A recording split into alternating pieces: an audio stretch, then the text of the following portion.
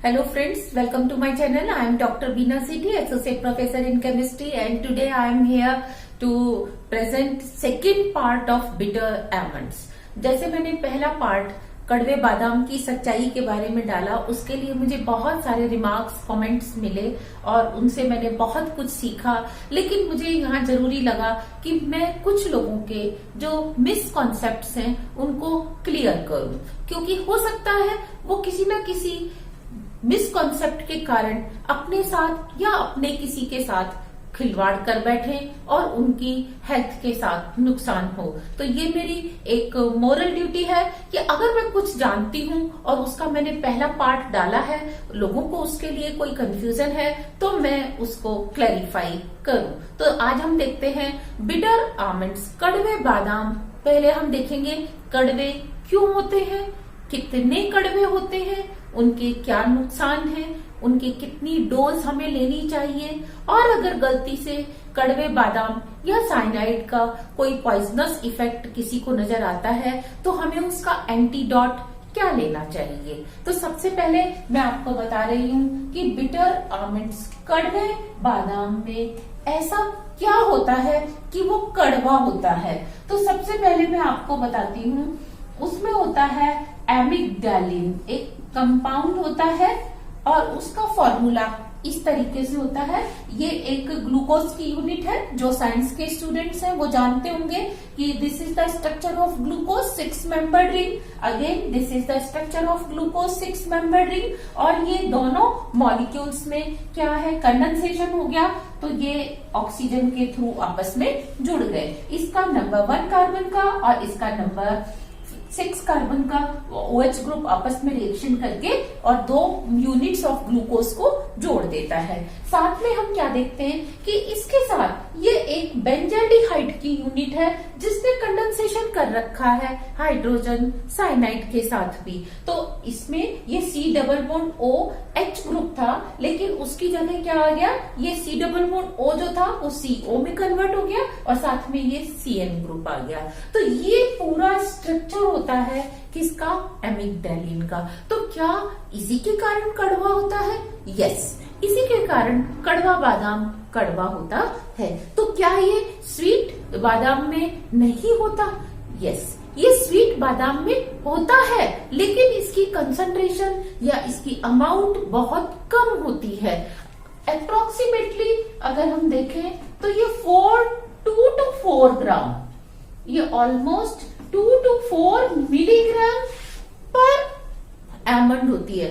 एक बादाम में 2 से 4 मिलीग्राम या उससे भी कम होती है। तो आप इसको फील नहीं कर पाते, लेकिन जब इसकी अमाउंट ज्यादा हो जाती है तो आपको इसका कड़वापन महसूस होने लगता है। और जो कड़वा बादाम होता है, जिसे एक्चुअली कड़वा बादाम कहते हैं, उसमें इसकी कंसंट्रेशन ऑलमोस्ट 40 to 42 टाइम्स ज्यादा होती है।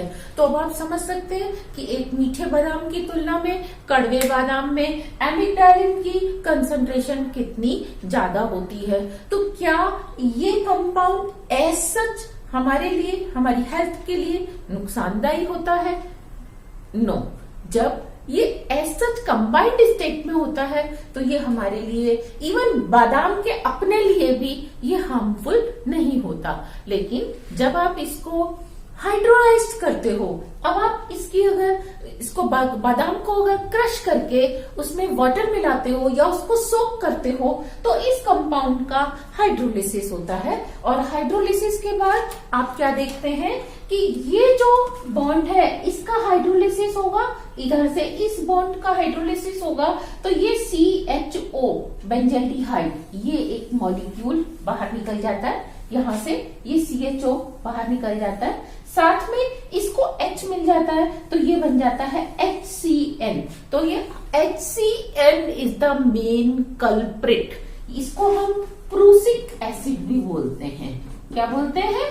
Prussic acid. और यह हाइड्रोजन साइनिक एसिड, हाइड्रोजन साइनाइड या हाइड्रोजन साइनिक एसिड। एसिड तब बोलेंगे जब ये वाटर में होगा, और अगर ये गैसियस फॉर्म में है तो हम इसको हाइड्रोजन साइनाइड कहते हैं।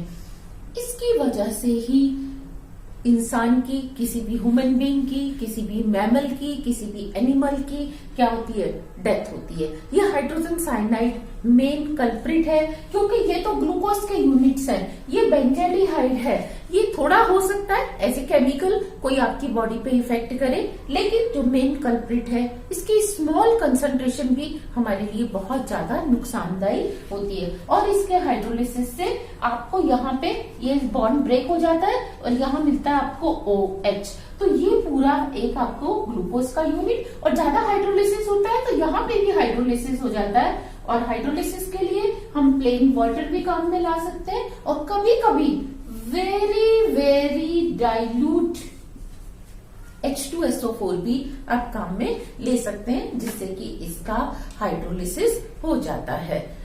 अगर आप एक कड़वा बादाम खाएंगे तो मुझसे कुछ मतलब मेरे व्यूअर्स ने पूछा कि क्या हमारी डेथ हो जाएगी, मैं तो रोज 2 कड़वे बादाम खाता हूँ या मैं तो रोज 3 कड़वे बादाम खाता हूँ। देखिए, 1, 2 या 3 खाने से आपकी डेथ बिल्कुल नहीं होगी, आई एग्री, लेकिन इसका हार्मफुल इफेक्ट ये आपकी बॉडी में कहीं ना कहीं साइटोप्लाज्म में जाकर उसको इनएक्टिव बना रहा है, वहां ऑक्सीजन की सप्लाई को ये रोकता है। क्योंकि इस CN ग्रुप का बहुत ही रोल होता है, जब ये साइटोप्लाज्म में जुड़ जाता है तो हीमोग्लोबिन अपनी वहां ऑक्सीजन सप्लाई नहीं कर पाता, क्योंकि ये एक बहुत ही स्ट्रॉन्ग फील्ड लिगेंड है, इसके जुड़ने की टेंडेंसी बहुत ज्यादा होती है। तो अब हम देखेंगे कितने डोज से हमारे लिए कितना नुकसान होता है। हम देखते हैं एमिग्डालिन की कितनी डोज से इंसान की डेथ हो सकती है, या उससे कम डोज से कितनी देर बाद डेथ हो सकती है। तो ध्यान दो, अगर आप 300 मिलीग्राम पर मीटर क्यूब डेंसिटी का अगर आप सॉल्यूशन लेते हैं, इनटेक करते हैं, तो आप क्या देखते हैं, उसकी जो कंसंट्रेशन है उसको हम ppm में डिनोट करें तो 270 पार्ट्स पर मिलियन। आप समझ सकते हैं बहुत ही कम कंसंट्रेशन है। इतनी कंसंट्रेशन वाला सॉल्यूशन इंजेक्शन करने पर हम क्या देखते हैं, विद इन 10 मिनट या इमीडिएट उसकी डेथ हो जाती है। तो अब आप देखिए कि 300 मिलीग्राम पर मीटर क्यूब, और अगर कड़वे बादाम में 4.42 to 4 मिलीग्राम है तो कितने कड़वे बादाम आपको लेने होंगे डेथ के लिए। तो उसमें से कितना एमिग्डालिन निकलेगा। एक हैंडफिस्ट अगर आप एक मुट्ठी भर कड़वे बादाम ले लेते हैं तो it can lead to death. Next, अगर आप इससे थोड़ा सा डाइल्यूट सॉल्यूशन लेते हैं 200 मिलीग्राम पर मीटर क्यूब या 180 ppm का सॉल्यूशन लेते हैं, तो आफ्टर 10 मिनट मीन्स 10 मिनट तक person will survive. After 10 minute you will see after effect of cyanic death.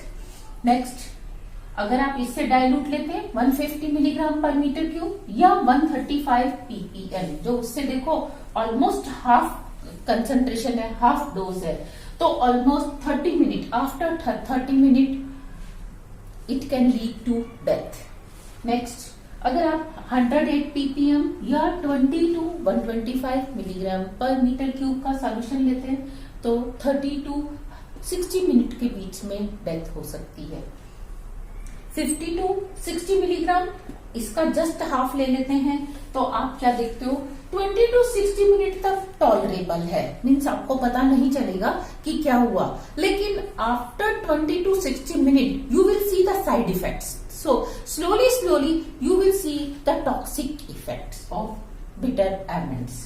और इसमें आप देखिए 45 to 50 ppm and according to CDC website also, CDC की जो कि केमिकल्स की वेबसाइट है, इस पर भी जो 50 to 60 ppm की डोज है उसमें बताया गया है कि आप 20 to 60 मिनट तक you will survive. After that you will C toxic effects. Next, अगर आप 20 to 40 काफी सेफ जोन है और इसमें 18 to 36 ppm होता है, तो आप देखेंगे लगभग 1 घंटे तक या आफ्टर फ्यू आवर्स, मतलब कुछ घंटे सर्वाइव होगा। उसके बाद आपको इसके सिम्टम्स, माइल्ड सिम्टम्स आपको दिखाई देंगे।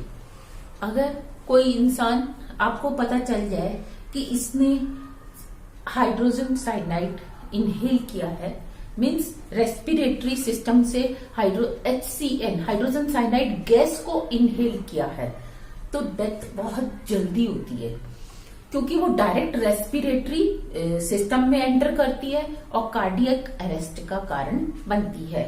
लेकिन अगर आप उसको इंजेक्शन लेते हो, खाने ओरली आप उसको लेते हो उसके सॉल्यूशन को, तो इट टेक्स लिटिल टाइम कि पहले वो आपके डाइजेस्टिव सिस्टम में टॉक्सिक जो उसका कंटेंट है वो एंटर करेगा, उसका हाइड्रोलिसिस होगा, हाइड्रोलिसिस के बाद it will penetrate into blood के बाद वो लंग्स में जाएगा और लंग्स के बाद वो हार्ट में आएगा।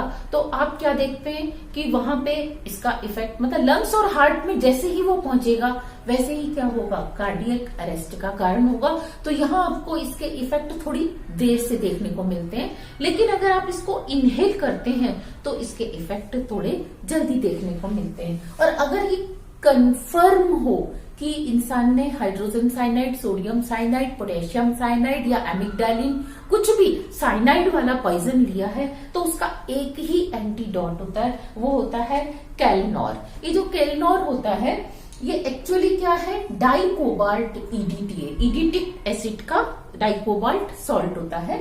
लेकिन ये तभी दिया जाता है व्हेन यू नो दैट कि इट इज कंफर्म जो पेशेंट है उसने साइनाइड कंज्यूम किया है। और अगर ये कंफर्म नहीं है तो हिट एंड ट्रायल बेसिस पे कभी भी ये वाला एंटीडोट नहीं दिया जाता, और इसका केवल एक ही एंटीडोट है और वो है कैलनॉर। अगर बॉडी में बॉडी वेट के पर केजी बॉडी वेट के हिसाब से 2 to 2.5 मिलीग्राम अगर कोई साइनाइड ले लेता है तो it can cause immediate death. इसीलिए जो टेररिस्ट होते हैं, मिलिटेंट होते हैं, वो क्या करते हैं, अपने गले में एक कैप्सूल बांध के रखते हैं धागे के साथ। उनके गले में यहाँ पे एक कैप्सूल होता है और वो कैप्सूल का जो कवर होता है वो किसका होता है, ग्लास का, कांच का, बहुत हल्के कांच का कवर होता है, और उसके बीच में क्या होता है, पोटेशियम साइनाइड होता है। ऐसा क्यों होता है, वो किसी और तरीके से भी ले सकते हैं, क्योंकि अगर वो उसको गल्प करेंगे तो प्लास्टिक का कैप्सूल होगा तो it will take time to get dissolve, to get hydrolysed, और इतनी देर में तो जो आर्मी है या जो भी पुलिस है वो उसको पकड़ सकती है, उसको एंटीडोट दे सकती है। तो टेररिस्ट या मिलिटेंट्स क्या करते हैं, ग्लास का कैप्सूल लेते हैं। उस ग्लास में क्या होता है, जैसे ही उनको लगता है कि now we are surrounded by army और पुलिस, तो वो तुरंत उसको मुंह में लेते हैं ऐसे ही पकड़ के और उसको क्रश करते हैं। तो कांच को जब वो क्रश करते हैं अपने दांतों से तो उनके जीभ में, माउथ में सारा क्या होता है, कट लग जाते हैं, ब्लड बाहर आ जाता है, और उस कट के थ्रू ब्लड में डायरेक्ट मिक्स हो जाता है साइनाइड, और डायरेक्ट जब मिक्स होता है तो डेथ और जल्दी होती है। ऐसा नहीं है कि किसी ने साइनाइड ले लिया और अगर उसी समय इंस्टेंट आर्मी उसको वो दे दे, मिलिट्री उसको अगर एंटीडोट दे देती है तो भी वो सरवाइव कर सकता है। लेकिन अगर 10 मिनट से 5 मिनट के बीच में गैप पड़ गया तो फिर आप उससे कुछ भी उगलवा नहीं सकती आर्मी, मिलिट्री उससे कुछ भी नहीं उगलवा सकती, तो फिर उसकी डेथ सर्टेन है। तो यहाँ हमने ध्यान देना होता है कि जब आर्मी जाती है तो उनके भी कोडवर्ड्स होते हैं, कि उनके कोडवर्ड्स में अगर उसने HCN इनहेल किया है, कई बार क्या होता है कि किसी को अटैक करना है तो वो उसके चैम्बर में या उसके रूम में क्या करते हैं, हाइड्रोजन साइनाइड गैस डाल देते हैं। तो वो इसके लिए अलग कोडवर्ड यूज करते हैं, वो होता है AC, कि ये AC है, ये मिलिट्री का डेजिग्नेशन है। और अगर उसने साइनोजन क्लोराइड ये वाला लिया है कंपाउंड, या उसने NaCN लिया है, तो हम जो आर्मी है वो उसके लिए टर्म यूज करती है CK, वो उसके लिए CK टर्म यूज करती है कि ये CK पेशेंट है या ये AC पेशेंट है। तो यहाँ आप समझने की कोशिश करेंगे सोडियम साइनाइड या पोटेशियम साइनाइड या साइनोजन क्लोराइड या हाइड्रोजन साइनाइड अगर आप डायरेक्ट ले रहे हैं तो नो डाउट वो हार्मफुल है, लेकिन अगर आप इनडायरेक्ट एमिग्डालिन ले रहे हैं, एमिग्डालिन जो है हाइड्रोलाइज्ड होके क्या दे रहा है आपको, वही अगेन प्रूसिक एसिड दे रहा है, तो आपके लिए वो भी क्या होगा, हार्मफुल होगा। तो जो व्यूअर्स मुझसे बार बार पूछ रहे हैं या मुझसे पूछते हैं कि मैडम हमने तो खा लिया अब क्या होगा, अरे भाई एक आध खा लिया तो कुछ नहीं होगा, वंस इन ए वाइल थोड़ा सा इरिटेशन या आपको डिजीनेस लग सकती है, लेकिन अगर आप रूटीन बेसिस पे डेली आप कंज्यूम कर रहे हैं तो I will recommend you, strongly recommend you, stop it immediately, उसको दोबारा कंज्यूम ना करें। Here I find appropriate कि मैं आपको 2 एक्सपेरिमेंट मेंशन करूं। फर्स्ट, रिचर्ड एम शेशला ने नवंबर 26, 2017 में ये फाइंड आउट किया था कि अगर एक हैंडफुल बिटर आमंड्स, कड़वे बादाम ले लिए जाए, ऑलमोस्ट 70-80 कड़वे बादाम होते हैं वो, और उसको आप वाटर में रखें और क्रश कर दें, क्रश करके आप उसको हिलाएं और उसको अगर आप सोक होने देते हैं थोड़ी देर, जब तक कि वो पूरे सोक ना हो जाए, उसका मिल्क बाहर ना आ जाए, तो फिर आप उसको फिल्टर करके जो उसका मिल्क है, जो भी उसका वाटर है, फिल्ट्रेट है, आप उस फिल्ट्रेट को किसी को भी देते हैं तो it can lead immediate death. And they have mention, means Richard M Sheller has mention this in his research journal. Next, Nile red experiment. Nile red experiment जो किया गया था वो किया गया था bitter almond smell like HCN और HCN smell like bitter almond, means इन 2 को टेस्ट किया गया था, स्मेल किया गया था कि क्या दोनों की स्मेल एक जैसी है। एक्चुअली उनका ये मानना था कि इतना toxic compound, how can I it smell like a good thing, almond like इसकी स्मेल हो सकती है। तो उन्होंने इसके लिए जो एक्सपेरिमेंट किया, हालांकि वो बहुत लंबा है, उनका टारगेट कुछ और था, ये था कि bitter almond smell like HCN और HCN smell like bitter almonds. तो इस टारगेट में उन्होंने जो एक्सपेरिमेंट किया उसका मैं एक पार्ट आपके साथ शेयर करती हूँ कि एक बिटर आमंड लिया, सिर्फ एक, और उसको उन्होंने एक बीकर में डाला, क्रश किया, क्रश करके उसमें वाटर डाला, वाटर डाल के उसको एक चैम्बर में रखा, जिस चैम्बर में स्पेशली डिजाइन्ड साइनोमीटर था। ये मैंने साइनोमीटर रिप्रेजेंट किया है, जो कि वेपर में, एयर में हाइड्रोजन साइनाइड गैस की कंसंट्रेशन को डिनोट करता है। तो उन्होंने क्या देखा, in the beginning the concentration was only 0.5, 0.6 ppm, लेकिन धीरे धीरे जब उन्होंने इसको स्टिर किया और इसको हिलाया तो उन्होंने क्या देखा कि it can reach up to 28-30 ppm, और फिर उन्होंने इसमें से गैस को थोड़ा सा निकलने दिया। जब वो 15 ppm तक आ गई तब उन्होंने उसको यहाँ से इसके माउथ को ओपन करके स्मेल करने की कोशिश की, क्योंकि ये जो रेंज थी 14-15 ppm ये काफी सेफ थी। उन्होंने जस्ट 1 सेकेंड के लिए इनहेल किया और उसको बाहर किया, तो उन्होंने देखा कि इसकी स्मेल मतलब बिटर आमंड के जैसी नहीं है जो इसमें से निकली थी गैस, बल्कि वो मैशी या क्लोरीन ब्लीच के जैसी थी। तो यहाँ मेरे कहने का मतलब ये है कि आप जो साइनोमीटर में देख रहे हैं वो HCN को डिटेक्ट करता है, और वो HCN कहाँ से आया, इट मीन्स बादाम में से ही आया। तो आपके बादाम में चाहे थोड़ा सा ही जहर है, आप उसको क्यों लेना चाहते हो। I will humbly request not to consume bitter almonds. Again and again I will say, Nile red के एक्सपेरिमेंट को जब YouTube पे दिखाया गया तो उसके ऊपर किम जोंग उन, आप सब जानते हैं किम जोंग उन एक बहुत बड़े लीडर है साउथ कोरिया, नॉर्थ कोरिया में। आपने उनका टेरर देखा हुआ है, आप उस सब के बारे में जानते हैं। उन्होंने भी इसके ऊपर कमेंट करके लिखा कि I am bitter almond whisperer. अब उन्होंने विस्परर वर्ड क्यों यूज किया, ही नोज, लेकिन वीडियो पब्लिश होने के कुछ घंटों बाद ही, within the same day, उन्होंने क्या किया, इसके ऊपर कमेंट किया। तो आप समझ सकते हैं उनके कमेंट को फिर बाकी लोगों ने क्या किया, रेस्पॉन्ड किया। तो मैं आपको हम्बली रिक्वेस्ट करती हूँ कि आप प्लीज बिटर आमंड्स कंज्यूमशन को स्टॉप कर दें। साथ में मैं आपको बताऊं, अमेजॉन पे बिटर आमंड्स सेल किए जाते हैं। I will request Amazon also to stop these type of reviews. उसमें रिव्यूज डाले जाते हैं कि इसका बिटर आमंड के कंज्यूमशन से आप इस डिजीज को ट्रीट कर सकते हैं, आप उस डिजीज को ट्रीट कर सकते हैं, जो कि इनडायरेक्टली सिर्फ उनकी मार्केटिंग का एक हिस्सा, प्रोपोगेंडा हो सकता है। एक्चुअली इसके कोई ऑथेंटिक प्रूफ्स नहीं है। जब किसी चीज का ऑथेंटिक प्रूफ नहीं है लेकिन इसके नेगेटिव प्रूफ बहुत हैं कि इसको खाने से डेथ हो सकती है, तो आप उसमें नहीं जाइए। और अगर कोई कर सकता है तो अमेजॉन पे रिक्वेस्ट करके वहां से वो रिव्यूज हटवाने की कोशिश कर सकता है। Now I am going to discuss bad effects और ill effects of bitter almonds. अगर आप एक कड़वा बादाम लेते हैं, 1 bitter almonds, you have no problem at all.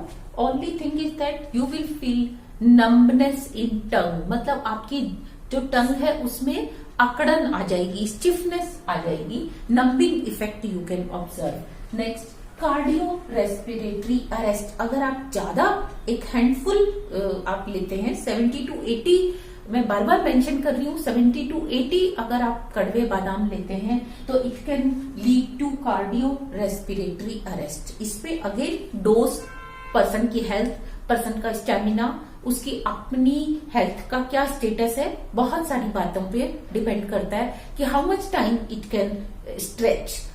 Next, injection और स्किन कंटेमिनेशन।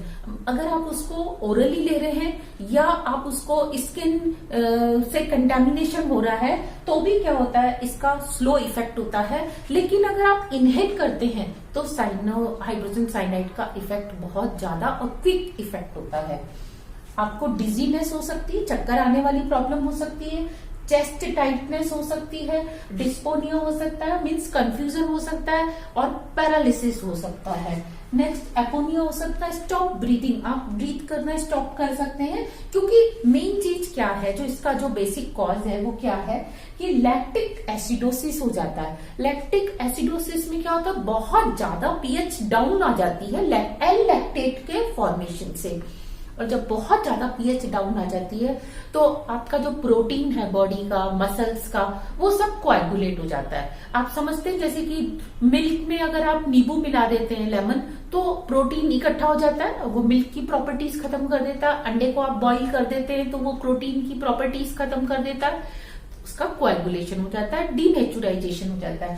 सेम वे में जब पीएच हमारी बॉडी में ही कम हो जाती है एल लैक्टेट के फॉर्मेशन से, तो प्रोटीन जो है वो मिल्क की टाइप से ना रह के चीज की टाइप से या एग जो है बॉइल्ड एग की तरह से हो जाता है। तो जब प्रोटीन आपका डीनेचर्ड हो जाता है तो आपको स्टिफनेस मिलेगी, मसल्स का प्रॉपर फंक्शन, चाहे वो लंग्स की है या हार्ट की है या बॉडी के किसी भी पार्ट की है, उनका फंक्शन स्टॉप हो जाता है। Pulmonary oedema means excess fluid in lungs. आप देखते हैं कि जब मिल्क में से प्रोटीन अलग हो जाता है तो वाटर अलग हो जाता है। सेम वे में जब लंग्स की सेल्स में से प्रोटीन अलग हो जाएगा तो वाटर अलग होके लंग्स में फिल हो जाएगा। सिमिलरली सीजलर फॉलो, इसमें भी क्या होता है, एपिलेप्सी टाइप के उसमें अकड़न आ जाती है उसकी बॉडी के अंदर। और इसमें एक जो मिसकंफ्यूजन या हम समझते हैं कि ऐसा होगा इसके कारण, ऐसा नहीं होता। वो क्या है, cyanosis. Cyanosis is not a feature of cyanide poisoning. ये साइनाइड पॉइजनिंग का फीचर नहीं है। साइनोसिस डिफरेंट है। वो क्या होता है कि जब कोई बहुत ज्यादा ठंड में नीला पड़ने लगता है, होठ नीले पड़ने लगते हैं, या आप देखते हो वो पानी में डूब गया, उसमें ऑक्सीजन की कमी हो जाती है उसकी बॉडी में, तब जो उसकी बॉडी में अकड़न या जो ब्लू कलर आता है लिप्स पे, फिंगर्स में, पूरी बॉडी पे जो ब्लू कलर आता है, दैट इज कॉल्ड साइनोसिस। और उसका रीजन ठंड हो सकता है, लेकिन उसका रीजन कभी भी साइनाइड पॉइजनिंग नहीं होता। तो आप साइनोसिस को कभी भी कंफ्यूज नहीं करेंगे साइनाइड पॉइजनिंग से।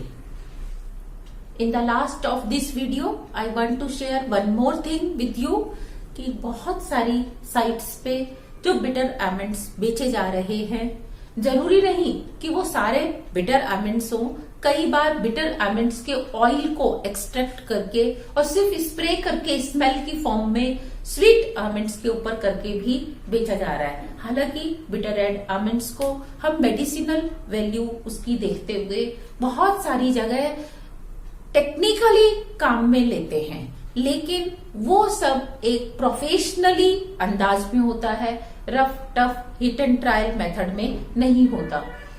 इसीलिए again I will humbly request कि प्लीज आप बिटर आमंड्स को अपने लेवल पे या किसी के भी कहने पे उसको कंज्यूम ना करें, और जो साइट्स हैं जिनके ऊपर ट्रेडिंग साइट्स हैं उनके ऊपर अगर कोई भी इस तरीके का रिव्यू देखते हैं जो कि अपनी सेल को बढ़ाने के लिए लिख देते हैं कि बिटर आमंड से ये वाली डिसीज या वो डिसीज, खासतौर से शुगर का तो उसमें नाम मेंशन होता है, कैंसर का नाम भी मेंशन होता है, तो आप प्लीज अपने एलोपैथिक डॉक्टर को कंसल्ट करें। इंस्टेड अपने आप से बिटर आमंड्स के कंज्यूमशन को बिल्कुल भी ना करें। आई होप आपको जो मैंने इस समय डिस्कस किया आपको अच्छे से समझ में आया होगा, और कोई भी कंफ्यूजन है आप प्लीज नेट पे भी सर्च कर सकते हैं और चाहें तो मेरे कमेंट बॉक्स में भी लिख सकते हैं। अगर इसके बावजूद भी आपको किसी भी तरह की क्वेरी है please feel free to write in my comment box, और आपको ये वीडियो कैसा लगा इसको लिखना तो बिल्कुल भी नहीं भूलिएगा। Thank you.